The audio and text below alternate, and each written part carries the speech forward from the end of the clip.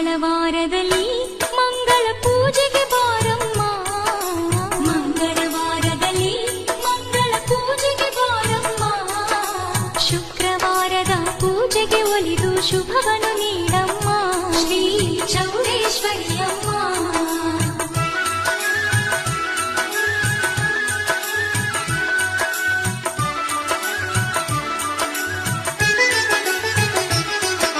ಮಂಗಳವಾರದಲ್ಲಿ ಮಂಗಳ ಪೂಜೆಗೆ ಬಾರಮ್ಮ. ಮಂಗಳವಾರದಲ್ಲಿ ಮಂಗಳ ಪೂಜೆಗೆ ಬಾರಮ್ಮ. ಶುಕ್ರವಾರದ ಪೂಜೆಗೆ ಒಲಿದು ಶುಭವನ್ನು ನೀಡ